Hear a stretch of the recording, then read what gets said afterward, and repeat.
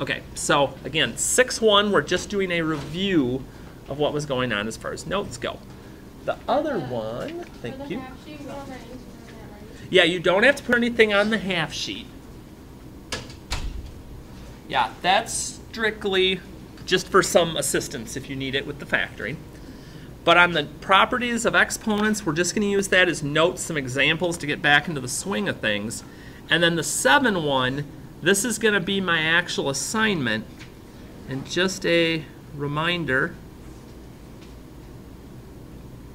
okay, this will be on the homework check for Friday.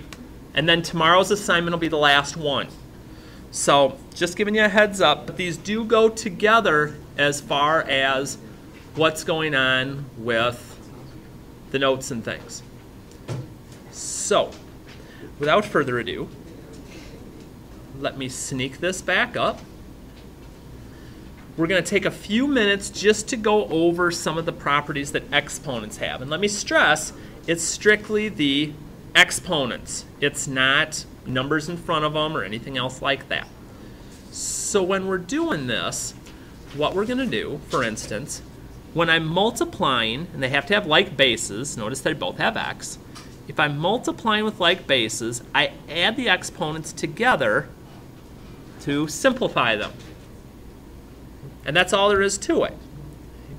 If I have a value and I take it to a power, or there's an exponent outside the parentheses, I just multiply those together and go about my business that way. And so what basically will happen on these is it's just some small pattern stuff that we're looking at, which happens so much in here. If I have an exponent outside parentheses, okay, each variable inside I distribute to, but there's one thing on here I don't have that I'm going to add for this one. What's an exponent on a variable if I don't see one? What number is it? 1. So this is just like doing the same multiplying that we were doing over here. 1 times 3 would give me x to the third. 1 times 3 would give me y to the third. And that's, again, all that I'm doing is kind of like distributing with those. Now, negative exponents, now that's a little bit weird, because what we're going to do here is we're going to flip them. What do you mean we're going to flip them? Because we never want negative exponents in an answer. It's just something we don't do in math. So what we're going to do is if we see an exponent that's having a bad attitude, that's being negative, hopefully none of you have ever done this to little brothers or sisters, but we're basically going to take them, we're going to flip them over, and we're going to get the negativity out of them. So you're like, why'd you put that over 1? Because I like to look at these as fractions, because then it's easier to remember that I'm not just changing the sign. So if I have an x to the negative 1 and I want to make it positive, I need to flip it to the bottom of my fraction, and then it becomes positive. And it works both ways with this. If my negative exponent's on the bottom, I can flip it up to the top and it becomes positive. So whenever you've got a negative exponent, if you don't want to deal with a negative exponent, you flip it to where the other place is. So if it was in the numerator, we go to the denominator. If it was the denominator, we go up top to the numerator. Nothing too bad so far. So then I kind of keep working my way down. I'm like, okay, what else we got working here? 0 exponent property. Anything to the 0 power is 1. Even if it's a bunch of stuff. Like if I had a, b, c to the 0, that's still 1. So you see that 0, it automatically basically wipes out what you see and just turns it into a 1. Even if it's a variable. It's kind of weird. This one, if you've learned it before, I'm going to try and simplify it for you. Most of the time, you're told you always minus the top minus the bottom, the numerator minus the denominator, and then if it's negative, you have to flip it. I don't like that. I don't like dealing with negatives. So here's what we're going to do. We're going to do the larger, minus the smaller valued exponent each time. And I don't care where the larger one is, we're always going to start with that one. So I'm going to do larger minus smaller, and then my answer goes wherever the larger exponent is. This is going to avoid negative exponent answers, having to flip, and all that other fancy stuff. So always larger minus smaller, and then the answer always goes where the larger exponent, larger valued exponent is. So for instance, when I look at the first one, 8's bigger than 5. So I'm going to do x to the 8 minus 5, which would be 3. Since the 8 is bigger, my 3 is going to go up in the numerator. That's my answer, x to the third. Again, we're not dividing the exponents. Again, exponents play by different rules than everybody else. So we're going to subtract them and put the answer where the bigger exponent is. However, when I do it on the next one, 7 minus 4 is also 3, but the bigger exponent's down in the denominator. So, oops, not x, b. So my answer ends up down in the denominator. So bigger minus smaller, answer always goes where the larger exponent is when you're dividing. Because I have to pay attention to those things. And then the last thing is called power of a quotient. And I'm just basically going to distribute that exponent that's outside my parentheses to everything inside. So it goes to my x, and it goes to my y.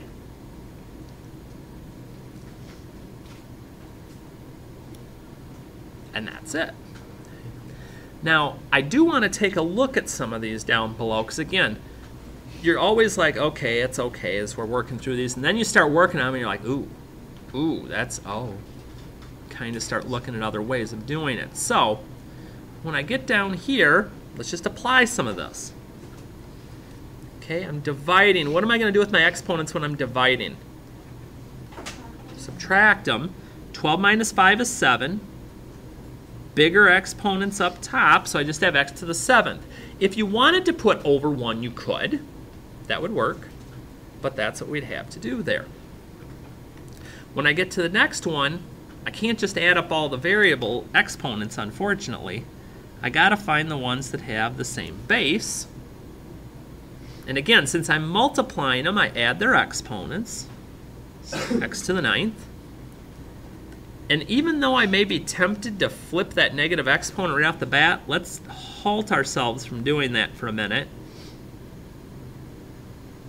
Because if I add the exponents, -1 plus 8 becomes a positive anyway, and I don't have to do the extra work. Now, sometimes flipping it right away would be helpful. Other times it's not. It's just one of those things. You sort of got to feel your way through it. So anytime you're doing any of these, again, exponent outside the parentheses, make sure you get to each variable, not just the one that you see an exponent for.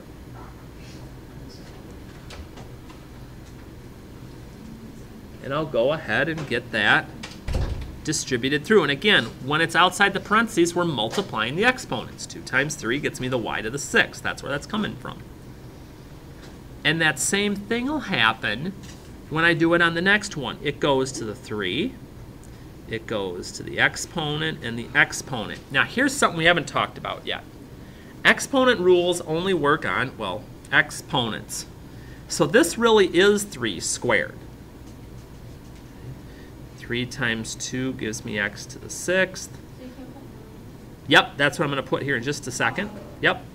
If you see that right away that it's 9, that's fine, because I just usually will write it out first, and then I'll say, okay, what can I simplify? Well, let's see. 3 squared is 9. X to the 6th, okay, that's good. Oh, y to the -4th. Think of this like a fraction. To get that positive, it needs to flip. So since it was up in the numerator, it flips down to the denominator, and that's what makes it positive. I can't just randomly make it positive. I don't have like super mathematical powers to make up my own rules. So that's how that one would work. Again, there can be several things because we flipped, we distributed through, lots of things. Now we're going to find out how good we are. Okay, here's my x's.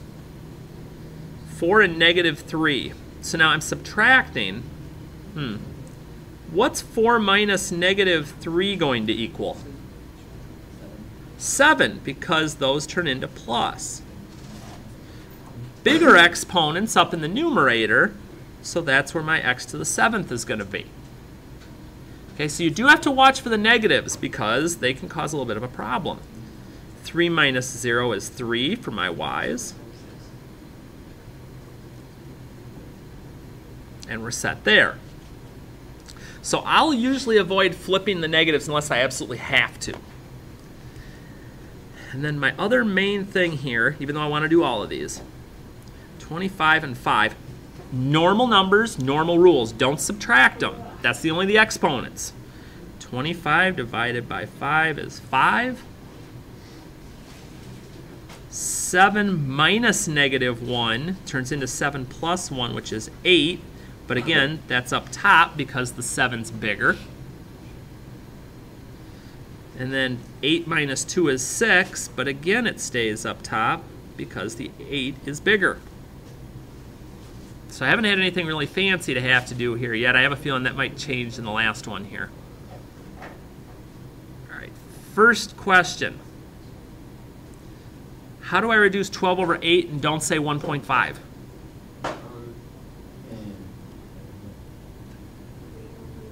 3 over 2, because they're each divisible by 4.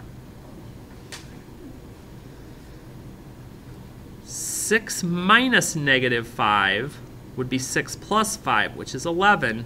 But again, the bigger exponent this time is down below in the denominator, so that's where I'm going to put my answer. Thank you. Then 7 minus 4 is 3. The 7 is bigger, so the 3 goes up top. So I got to keep playing my way through here. Okay. And then finally, and we're going to get a little of everything here, I'm going to distribute that exponent through. So I've got 2 to the negative third, x to the negative third, holy cow, y to the negative 6. That's a lot of negative. And the even thing that's worse about it is I can't combine these with anything. So my only way to fix it is to flip it. So 2 to the negative third flips down, becomes positive. X to the negative third flips down, becomes positive. Y to the negative 6th flips up, becomes positive. And the only thing really left I can do is simplify my 2 to the third, which is 2 times 2 times 2, which is 8.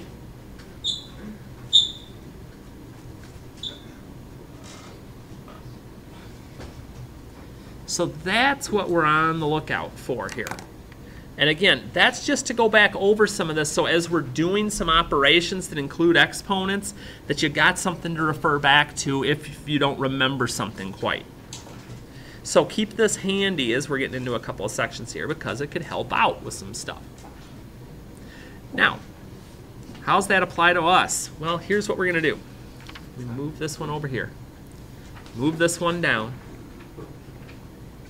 And again, put out the reminder that the book work that's going to go with this one, okay, is going to be assignment 3 and homework check 5, which is for Friday. We'll have some answers tomorrow, be able to answer some questions, kind of go from there. The biggest thing when we get into roots and exponents, this is the part we have to have a grip on. We have to have the ability to go from a radical form to an exponent form and vice versa. Well, why would I want to do that? Because sometimes going from radical to exponent lets us put it in the calculator, which really makes things simplify up. Other times, maybe if it's in an exponent, we want it in here so we can simplify things or visually see what's going on. But we want to keep this simple. So here's how this is going to work. Let me bump this up a little. So here, write each of the following with fractional exponents. Okay, so D, it tells me when I want it as an exponent to put the exponent over the root number. Okay, exponent over root. Done. It's just making the conversions.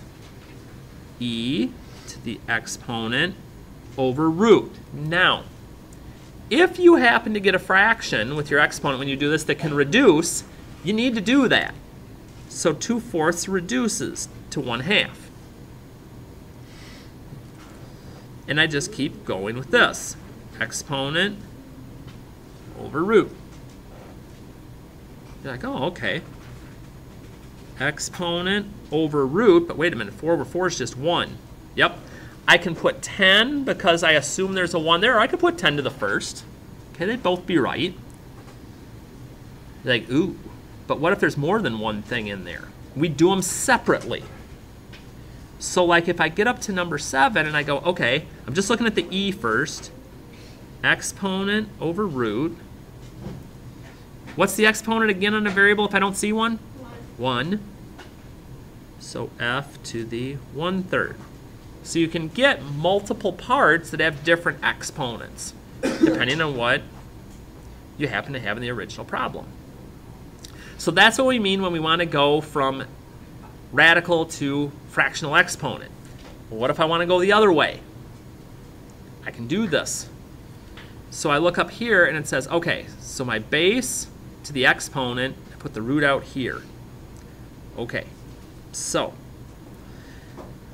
one thing I want to mention about this root number, if I don't see one,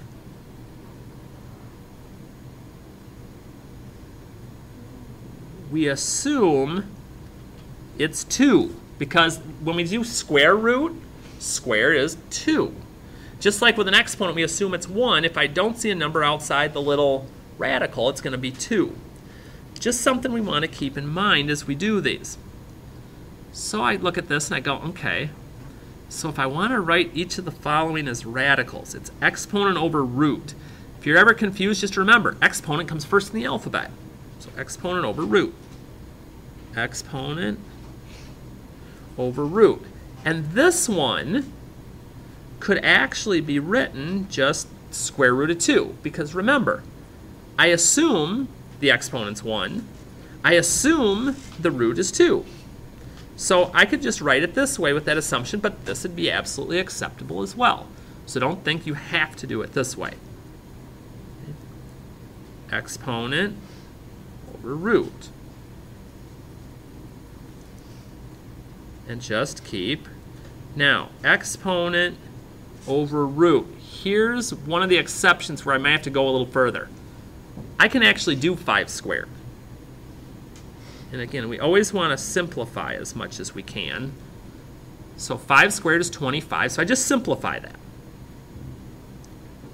Because that could come in handy too. But every other one, it's exponent over root, exponent, and root.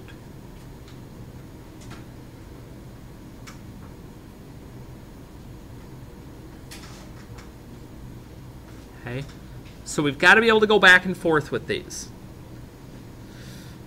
Now here's one thing that I have learned over time that we are going to make simpler.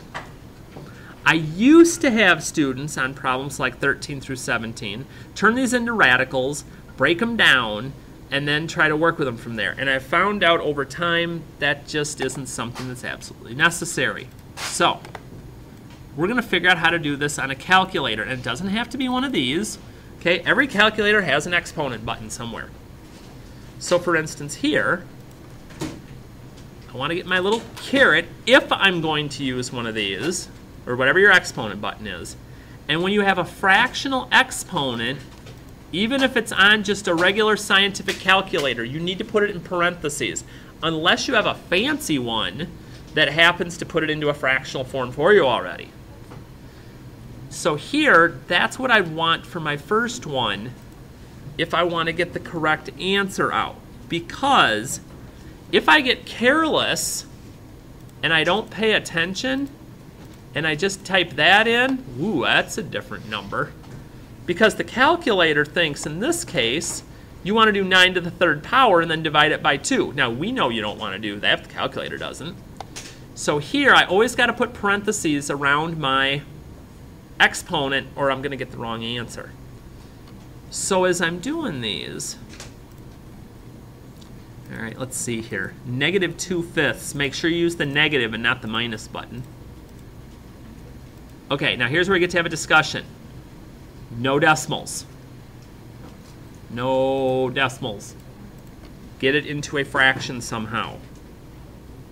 Anytime you see a negative exponent, negative exponents typically are going to be fractions for answers. Because to think about it, you get the answer and you're having to flip it down to the bottom.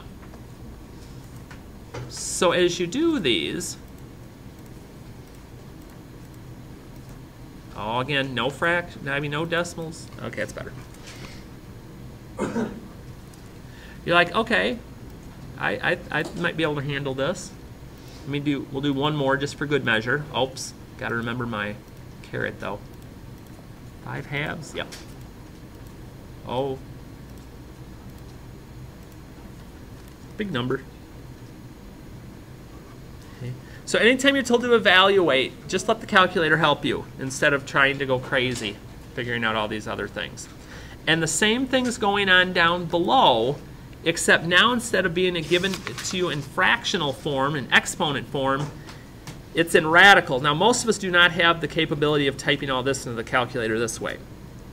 So we have to go back for a minute and say, oh yeah,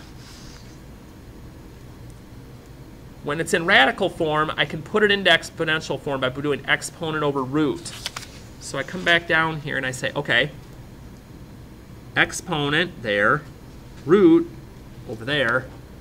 Let's figure out what this is. Yes, sir? Oh, the fancier ones, you can. That's right. I was going to say, there is a way, yeah, because I think you guys have the fancy X button that you can use on those, which is always a nice thing.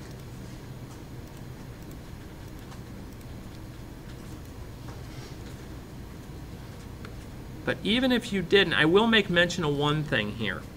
When it asks you to round your answers to the nearest hundredth, so here I'm like, okay, 3.3. The third number after the decimal is going to determine this number. Again, since that's under 5, this gets to stay where it's at. Nope. With these, when it talks about approximating into the nearest hundredth, that's the time that we can get into some of the decimally fun. Because as we do this,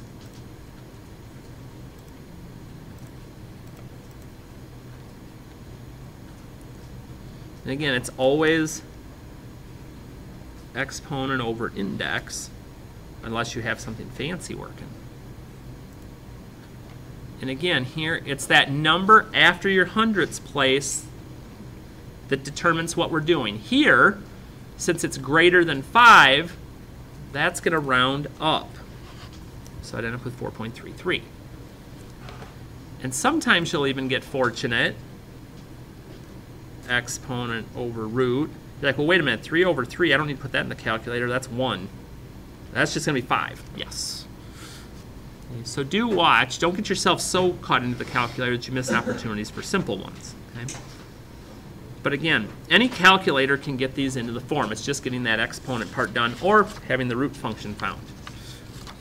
So finally, and I'm not going to do a bunch of these. It's just a few more of the same type of things. You don't have to finish this side, okay? All you've got to do, again, you're just getting practice on getting these into exponent form.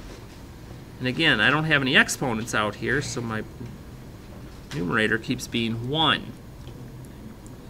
But it's always exponent over root. Ooh, what's this one is a fractional? I don't see any numbers.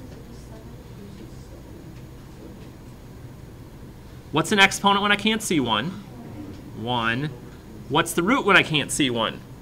2. So just as a notation here, the square root of something is the same as taking something to the 1/2 power. They are one and the same. And again, when you're rewriting it with the radical, just keep telling yourself it's exponent and root. Exponent and root. Exponent, root, okay? If it's just 1/2, just write it as a square root. Keep it simple. And whenever it says evaluate, just let the calculator do your heavy lifting for you, and that'll work out fine. So again, for this section, the only assignment that there is on 404. You're getting a little practice at going from radical to exponent, exponent to radical, and a little bit of evaluating. So it's not a monster assignment, so it's one you can get taken care of pretty easily. Tomorrow, we're going to be dealing with starting the quiz preview, and we're going to keep going in with some of this radical stuff and keep going that way, getting you ready towards Friday. So again, if you're having any issues, pop in, see me, ask questions, check the keys, whatever it is you need to do.